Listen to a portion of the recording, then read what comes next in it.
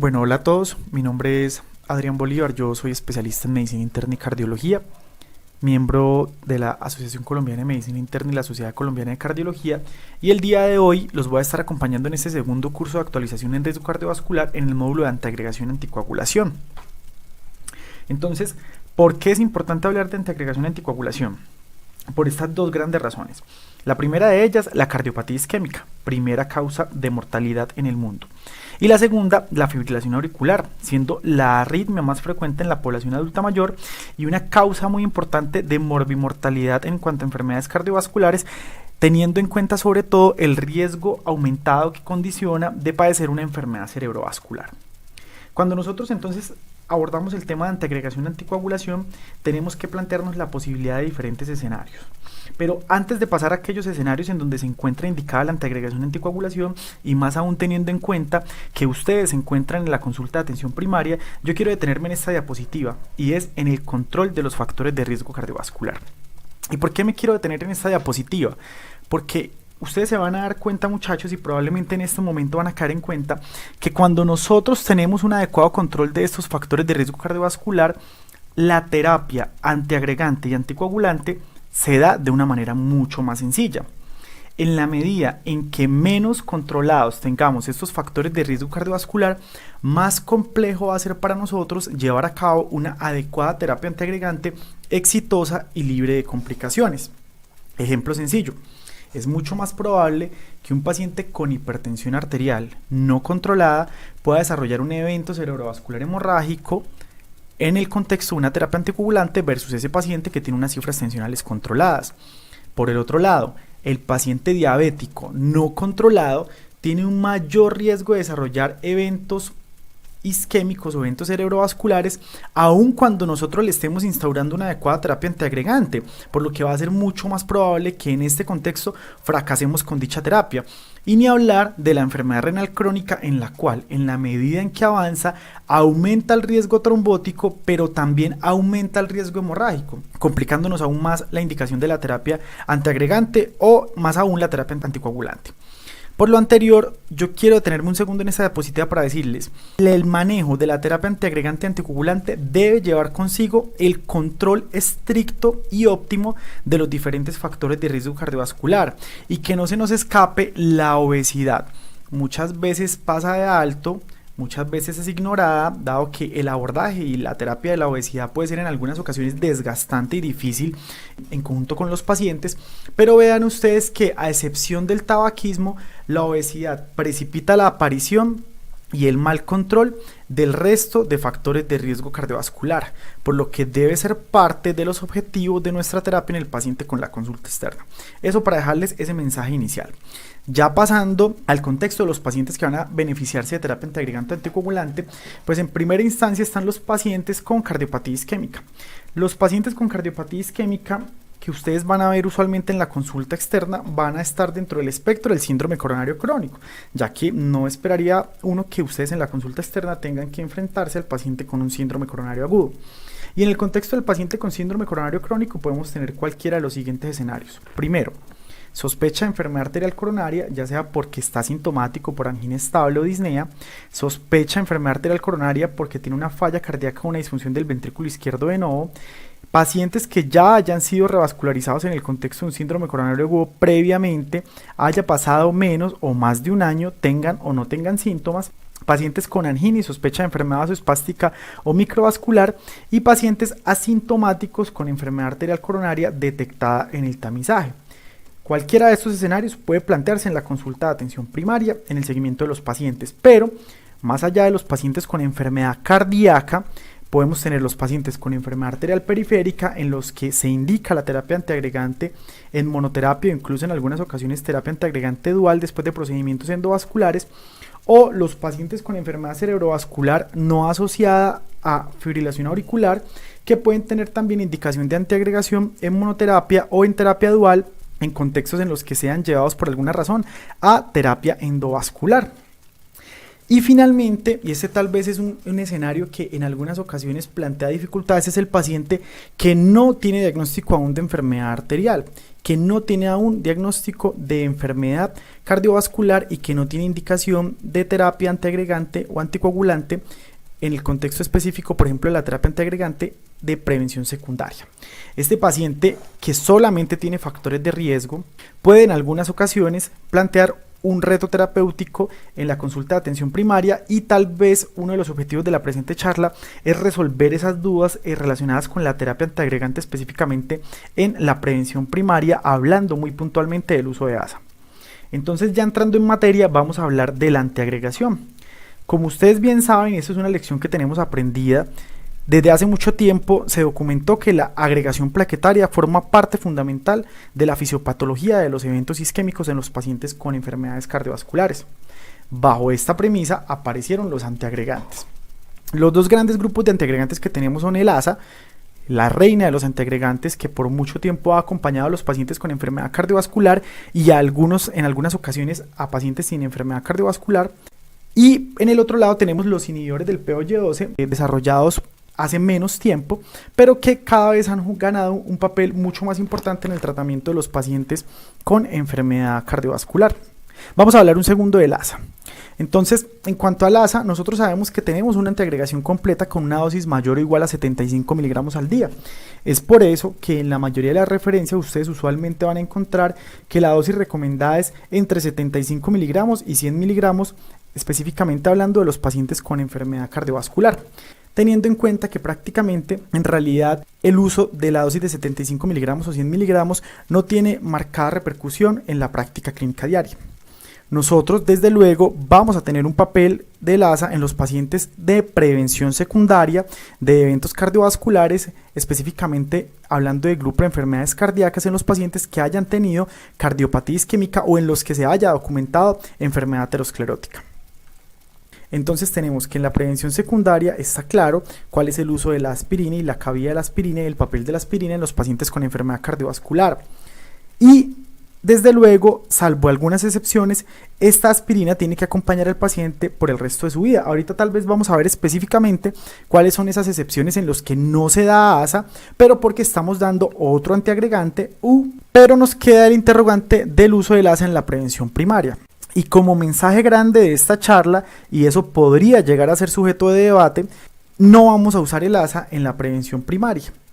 ¿Por qué? Ustedes dirán, algunos pueden haber revisado las guías más recientes para el tratamiento de los pacientes con enfermedad cardíaca, específicamente el uso de aspirina en prevención primaria, y tal vez se hayan encontrado tablas como estas, en los que podemos observar algunas recomendaciones, y esto vean que es relativamente reciente, publicado por la AJA en el 2019, en donde se plantea la posibilidad de usar aspirina. Vean que dice que puede ser considerada en la prevención primaria en los pacientes entre 40 y 70 años que tengan un alto riesgo cardiovascular y que no tengan un riesgo elevado de sangrado.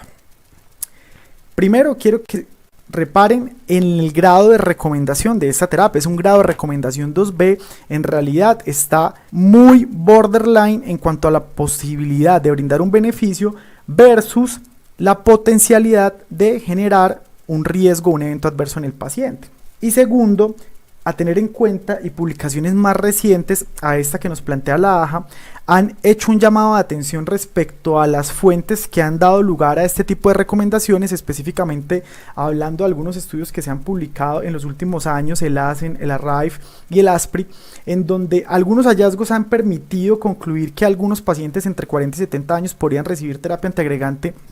con ASA como prevención primaria, pero en realidad los datos en los cuales nos basamos para hacer este tipo de recomendaciones son datos débiles y parece no estar muy claro hasta el momento el balance riesgo-beneficio, teniendo en cuenta el potencial riesgo de que estos pacientes tengan eventos de sangrado. Por eso, una de las indicaciones que ellos ponen ahí es que el paciente no tenga un riesgo aumentado de sangrado. Pero cuando ustedes se van a ver cuáles son esos pacientes que tienen un riesgo aumentado de sangrado, muchos de esos pacientes se parecen de hecho a los pacientes que nosotros tenemos en la consulta externa. Pacientes que tienen enfermedad renal crónica, pacientes que tienen enfermedad acidopéptica, lo cual es supremamente frecuente en nuestra consulta de atención primaria, por lo que en muchas ocasiones poder determinar específicamente ese bajo riesgo de sangrado puede no ser tan sencillo. A mi modo de ver y como recomendación personal, con base en la evidencia, aún teniendo en cuenta que existen este tipo de recomendaciones, es muy difícil llegar a determinar qué pacientes en verdad se benefician del uso de ASA en prevención primaria, y como les digo, la evidencia disponible al respecto hasta el momento parece no ser tan clara, por lo que en realidad seleccionar este grupo de pacientes entre 40 y 70 años a los que vamos a dar ASA en prevención primaria con base en un riesgo cardiovascular alto, estando al menos hasta cierto punto seguros de que no van a tener eventos hemorrágicos secundarios, puede llegar a ser una decisión muy difícil, por lo que mi recomendación en este momento es que no empleemos la aspirina como prevención primaria en la consulta de atención primaria, y eso implica que esos pacientes que llegan a la consulta de atención primaria usando ácido acetil salicílico como prevención primaria puedan llegar a verse intervenidos por parte de ustedes, suspendiendo esta terapia que potencialmente puede causar efectos secundarios adversos, y esta suspensión de la terapia no tiene por qué ponerlos a ustedes entre la espada y la pared en cuanto a generarles un temor por suspenderla, dado que sencillamente, y eso es lo que yo hago en mi consulta, escribo paciente sin indicación de uso de ASA, ¿cierto? Porque en realidad ustedes van a ver y no hay una indicación clara de la misma, por lo que la misma se suspende teniendo en cuenta el balance riesgo-beneficio ante los potenciales efectos secundarios asociados a sangrado, punto. Lógicamente, siempre que el paciente tenga ASA, ustedes tienen que hacer un interrogatorio muy exhaustivo en cuanto a las potenciales indicaciones que hayan tenido el paciente, porque en algunas ocasiones a los pacientes se les pasa de entrada informarnos sobre antecedentes relevantes que pueden haber propiciado una indicación certera del uso de ASA, y nosotros, si no los indagamos correctamente, podemos incurrir en un error al suspender el ASA en pacientes en los que verdaderamente está indicada. Por lo que, como conclusión, si ven a un paciente con ASA, interroguen bien sobre las potenciales indicaciones del uso de la misma, y si no encuentran una indicación para el uso del ASA, por favor, intentar suspenderla y tratar de evitar que todos estos pacientes nos lleguen a los servicios de urgencias con enfermedad acidopéptica, con úlceras gástricas perforadas, porque en la consulta de atención, tanto primaria como especializada, no se le suspendió el ASA a un paciente en el que crónicamente se había prescrito de manera inadecuada a la luz de la evidencia actual. Por otro lado, tenemos a los inhibidores del P2Y12. Dentro de los inhibidores del P2Y12 tenemos al clopidogrel, al prasugrel y ticagrelor. Como el escenario en el que ustedes se van a encontrar es la consulta externa, en donde los pacientes usualmente van a llegar con un síndrome coronario crónico, no vamos a hablar de las dosis de carga, sino de las dosis de mantenimiento. La dosis de mantenimiento del clopidogrel es 75 miligramos al día, la dosis de mantenimiento del prasugrel es 10 miligramos al día, y la dosis de mantenimiento del ticagrelor es 90 miligramos cada 12 horas. Las guías para el manejo de la cardiopatía isquémica actualmente ponen al prasugrel en el contexto de los pacientes con síndrome coronario agudo por encima del clopidogrel y del ticagrelor, pero hay que tener en cuenta que el prasugrel tiene restricciones para su uso en los pacientes con antecedentes de enfermedad cerebrovascular, aquellos mayores de 70 años y aquellos con un peso menor a 60 kilogramos. Es muy importante, y eso es muy práctico para ustedes en la consulta externa, saber durante cuánto tiempo estos inhibidores del P2Y12 van a acompañar a la aspirina en el tratamiento de los pacientes con cardiopatía isquémica. Pues, según las recomendaciones actuales, después de una PCI electiva, es decir, ese paciente que no se infartó, que fue llevado a una arteriografía coronaria y angioplastia con implante de stent, después de haberse hecho un diagnóstico de una cardiopatía isquémica a través, por ejemplo, de una prueba de inducción de isquemia, pues ese paciente va a requerir la doble terapia antiagregante máximo por 6 meses, mientras que el paciente que tiene una cardiopatía isquémica que debutó inicialmente con un infarto agudo de miocardio y que actualmente está recibiendo terapia antiagregante tras la intervención por ese infarto agudo de miocardio, pues en esos pacientes la terapia antiagregante dual va a ser llevada usualmente a 12 meses de duración. Entonces, una vez el paciente haya completado los 6 meses de terapia antiagregante dual después de una PCI electiva o 12 meses de terapia antiagregante dual después de un infarto agudo de miocardio, podemos y estamos autorizados a suspender el inhibidor del P2Y12 y continuar la monoterapia solamente con aspirina, excepto, ojo, excepto que esos pacientes se encuentran dentro del grupo en los cuales por parte del grupo de cardiología hemos recomendado dejar una terapia dual extendida, que se define como aquella que en el contexto de los pacientes con infarto agudo de miocardio o un síndrome coronario agudo se extiende más allá de los 12 meses de duración. como concepto práctico, dejamos este tipo de terapia a pacientes que tengan un alto riesgo trombótico y un bajo riesgo de sangrado. Alto riesgo trombótico incluye aquellos pacientes que han hecho síndromes coronarios agudos recurrentes a pesar de tener metas de prevención secundaria adecuadas en el control de lípidos, en el control glucémico, y que han venido recibiendo una terapia antiagregante adecuada por los tiempos establecidos actualmente por las guías de práctica clínica. Entonces, en esos pacientes en los que ustedes vean que hay una terapia extendida, pero que hay una recomendación explícita por parte de cardiología de mantenerla, no la vayan a suspender. Si es un paciente que forma parte de la mayoría en los que usualmente esta terapia extendida no se encuentra indicada, ustedes se encuentran autorizados para suspender el inhibidor del POY12 cuando se hayan completado 6 meses después de una PCI electiva y 12 meses después de un paciente que fue llevado a angioplastia en el contexto de un síndrome coronario agudo. ¿De acuerdo? Eso en cuanto a la antiagregación en los pacientes con cardiopatía isquémica. Y ahora vamos a hablar de la anticoagulación. Cuando nosotros hablamos de anticoagulación, tenemos un escenario muy frecuente que es la fibrilación auricular y tal vez es el escenario con el que nosotros más estamos familiarizados. Pero cuando el paciente se presenta con una indicación de anticoagulación en el contexto de una FA, pero también tiene indicación de antiagregación por un síndrome coronario agudo en el contexto de una enfermedad arterial coronaria, ahí el tratamiento se nos complica un poco. Y se nos complica un poco específicamente porque tenemos la indicación de anticoagulante y doble terapia antiplaquetaria, y la mezcla de estas dos terapias condiciona esto, que es una alerta sobre un aumento del riesgo potencial de efectos secundarios adversos, específicamente dados por el riesgo de sangrado. Y es que, vean, el riesgo de sangrado en los pacientes que son llevados a triple terapia, es decir, doble antiagregación dual más terapia anticoagulante, se ve hasta 3 a 4 veces aumentado en comparación a los pacientes que no reciben este tipo de terapia. Por eso es muy importante dejar claros algunos conceptos respecto a la triple terapia. Entonces, cuando nosotros tenemos un paciente con triple terapia, que es ese paciente que tuvo un evento coronario agudo, que fue llevado a una angioplastia con implante de stent, pero que adicionalmente tiene una indicación de anticoagulación, por ejemplo, por una fibrilación auricular, ¿cuál va a ser el anticoagulante que nosotros vamos a elegir? Entonces, a la luz de la evidencia actual, los anticoagulantes de elección en el contexto de los pacientes con triple terapia serían los anticoagulantes directos, rivaroxaban, apixaban y dabigatran. Y dejamos en segundo plano el uso de warfarina. Y esto básicamente debido a que, como ustedes saben, la warfarina se asocia a un riesgo aumentado de sangrado en comparación con los anticoagulantes directos. ¿En qué pacientes definitivamente no es negociable la warfarina? En los pacientes tradicionalmente conocidos como fibrilación auricular valvular, es decir, aquella fibrilación auricular que se asocia a una estenosis mitral moderada a severa, o aquella fibrilación auricular que se asocia a la presencia de válvulas protésicas mecánicas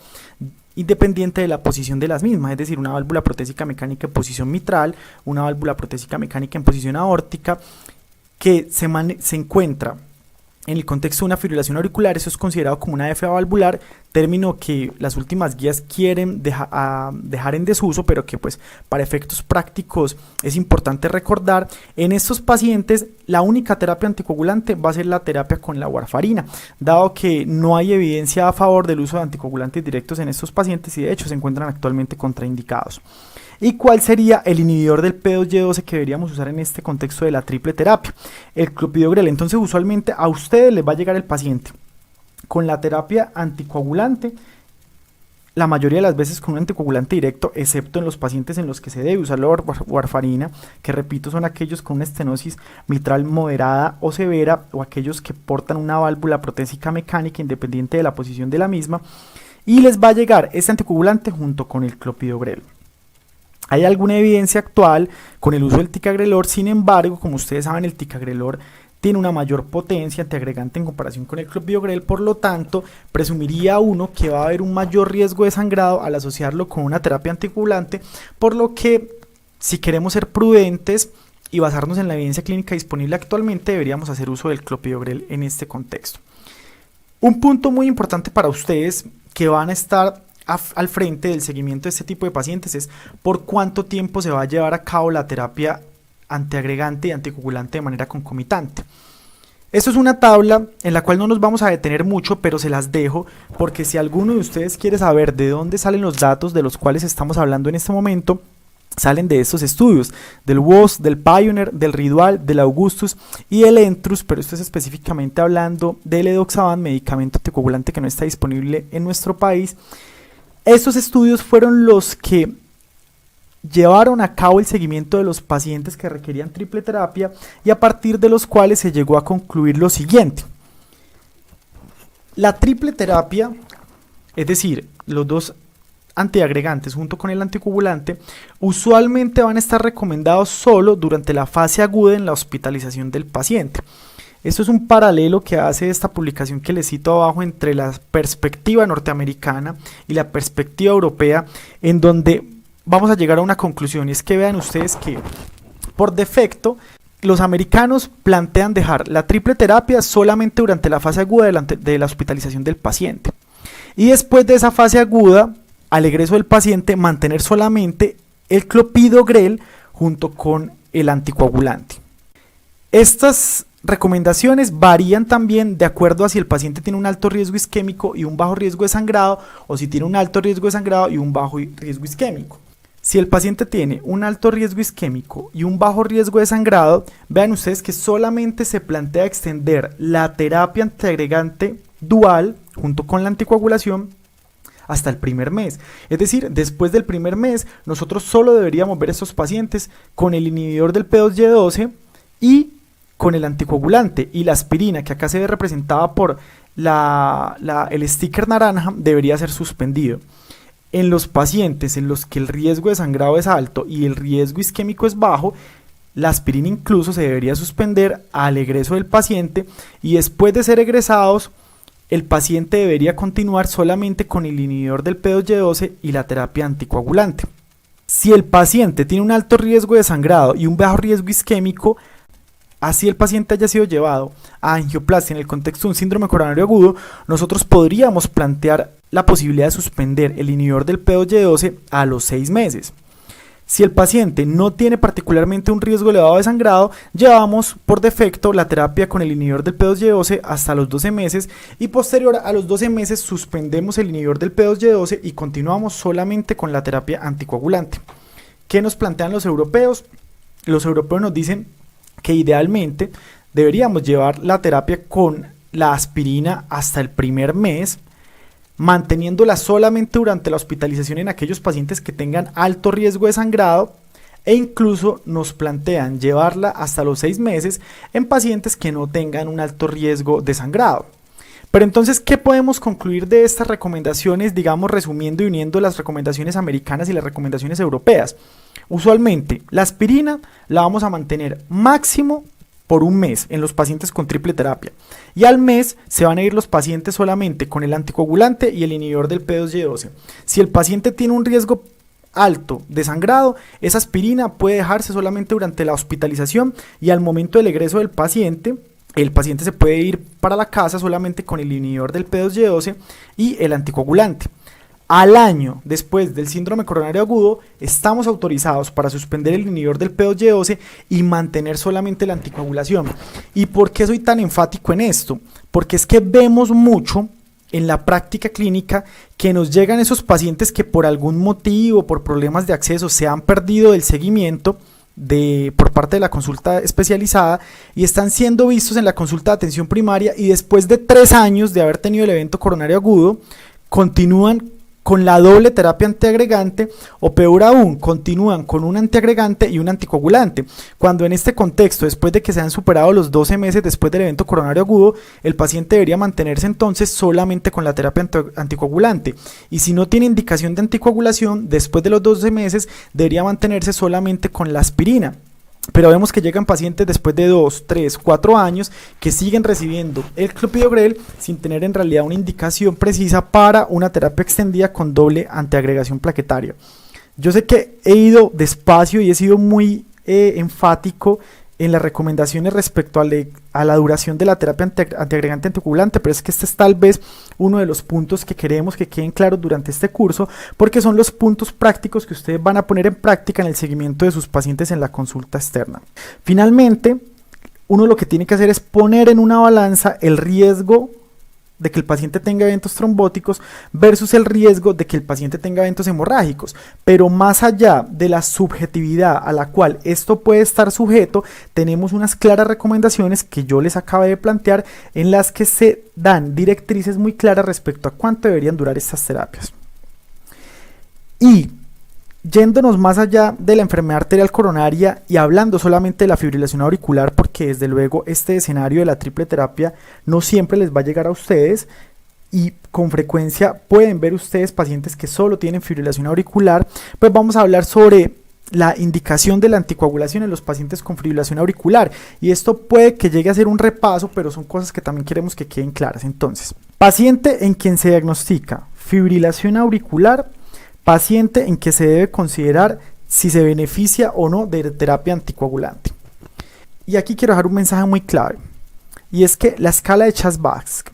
para evaluar el riesgo trombótico no se aplica a los pacientes que tienen prótesis valvulares mecánicas ni a los pacientes que tienen estenosis mitral moderada a severa. ¿Por qué? Porque esos pacientes por defecto ya tienen indicación de anticoagulación independiente de que el Chasles-Basque les dé 0. Y como hemos mencionado previamente cuando hablábamos de la triple terapia, la indicación de anticoagulación en estos pacientes es con warfarina. Listo. En estos pacientes recuerden que no se van a dar anticoagulantes directos. Entonces, los pacientes con válvulas mecánicas protésicas y con estenosis mitral moderada a severa no se clasifican de acuerdo al Chasles-Basque y no se anticoagulan con anticoagulantes directos. Tienen indicación de anticoagulación por defecto siempre, y siempre se debe dar esa anticoagulación con warfarina. Ahora, en los pacientes que no tienen válvulas protésicas mecánicas ni estenosis mitral moderada a severa, vamos a evaluarlos con base en el Chasles-Basque. Cuando el Chasles-Basque da de bajo riesgo de trombosis o de bajo riesgo de eventos tromboembólicos, es decir, un score de 0 en hombres y un score de 1 en mujeres, no vamos a ofrecer terapia antitrombótica. Cuando el score es mayor de 2 en hombres, mayor o igual a 2 en hombres o mayor o igual a 3 en mujeres, vamos a ofrecer terapia anticoagulante. Pero cuando el riesgo es intermedio pues entre comillas, es decir, el puntaje es de 1 en los hombres y de 2 en las mujeres, nosotros podemos considerar la terapia anticoagulante. Listo. Si ustedes a este paciente plantean dejarlo sin anticoagulante, digamos que es una opción, pero la recomendación actual, miren que es 2A, va hacia plantee la posibilidad de anticoagular a ese paciente. Listo. Y en estos pacientes que tienen un puntaje de 1 en los hombres o 2 en mujeres y que tienen un riesgo, digamos, pues considerado como intermedio o por lo menos no es bajo, la terapia anticoagulante que está indicada va a ser con anticoagulantes directos, al igual que en esos pacientes que tienen un puntaje de 2 o más en hombres o 3 o más en mujeres, en donde la anticoagulación está definitivamente indicada y por defecto vamos a indicar anticoagulantes directos por encima de los inhibidores de la vitamina K, específicamente en nuestro medio la warfarina. Listo. Es decir, si no tienen lo que es conocido como FA valvular, estos pacientes van a tener que irse anticoagulados con un anticoagulante directo, a menos que no haya disponibilidad del mismo, lo cual no debería ser en este momento en nuestro contexto una limitante para su uso, dado que disponemos de todos los anticoagulantes directos excepto el edoxaban en nuestro medio, y la evidencia es clara en demostrar que estos pacientes tienen un menor riesgo de sangrado en comparación con la warfarina. Entonces, ¿cuál es la dosis de los anticoagulantes directos? Esto es otro punto que también necesitamos que quede muy claro durante la charla. La dosis estándar del dabigatran es 150 miligramos cada 12 horas. Del rivaroxaban es 20 miligramos una vez al día. Del apixaban es 5 miligramos 2 veces al día. Y del edoxaban 60 miligramos una vez al día. No nos vamos a detener en el edoxaban, dado que actualmente no está disponible en nuestro medio, por lo que nos vamos a concentrar en los otros 3. ¿A quiénes vamos a ajustar la dosis? Entonces,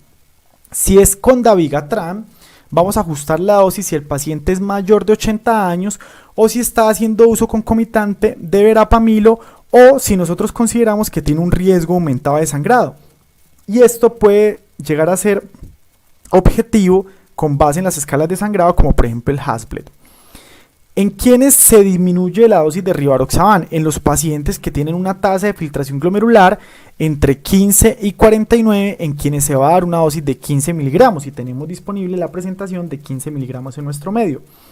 y en quienes se va a dar apixaban a una dosis reducida de 2,5 miligramos cada 12 horas en aquellos pacientes que cumplan dos de los siguientes tres criterios: una edad mayor o igual a 80 años, un peso menor o igual a 60 o una creatinina por encima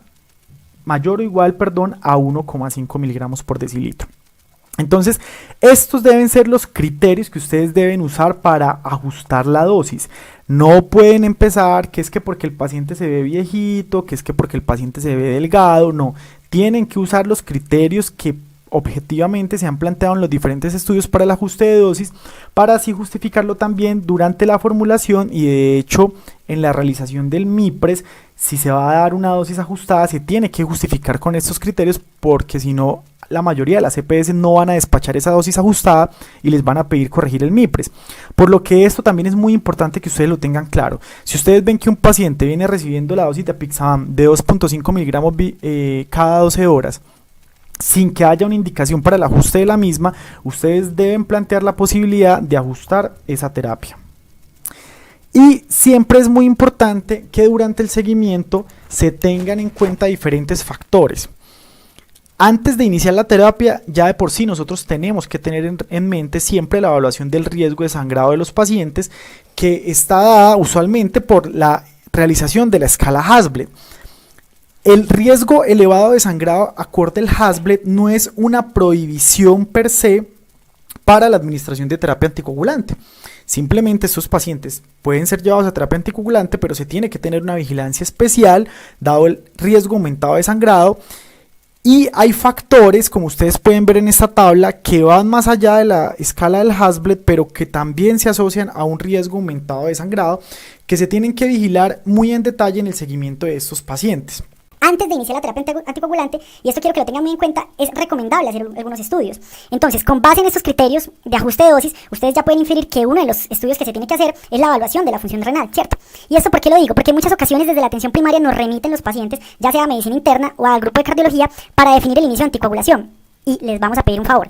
Si no se va a iniciar la anticoagulación desde la atención primaria, sino que se va a referir el paciente al especialista para definir la anticoagulación, o si ustedes van a citar al paciente a un control para definir la anticoagulación, tienen que tener en cuenta que se deben conocer diferentes cosas. Primero, el ecocardiograma. ¿Por qué? Porque en el ecocardiograma vamos a evaluar si hay estenosis mitral moderada severa, dado que en ese contexto solamente podríamos usar warfarina, ¿cierto? Entonces necesitamos un ecocardiograma previo al inicio de la anticoagulación. Segundo, la creatinina. ¿Por qué? Porque con base en la creatinina vamos a definir el ajuste de la dosis a la cual le vamos a iniciar el paciente el anticoagulante. No sobra y no está de más un hemograma para evaluar que el recuento plaquetario esté normal. No sobra y no está de más evaluar la función hepática del paciente. Y todos estos exámenes idealmente deberían ser solicitados en ese primer contacto que tiene con el médico el paciente que tiene una indicación de anticoagulación. Si ustedes lo van a citar para ustedes mismos, para definir el inicio de anticoagulación, tengan en cuenta que van a requerir los hallazgos ecocardiográficos, la función renal e idealmente un hemograma y la función hepática. Si ustedes se lo van a remitir al especialista para que defina la anticoagulación, por favor, adelantarle esos exámenes, dado que cuando el paciente llega donde el especialista, si no se conoce la función renal, si no se conoce si el paciente tiene una FA valvular o no, va a ser mucho más difícil poder definir el inicio de la terapia anticoagulante y la dosis a la cual se van a iniciar esos anticoagulantes. Entonces tienen que tener en cuenta que esos estudios idealmente se deben realizar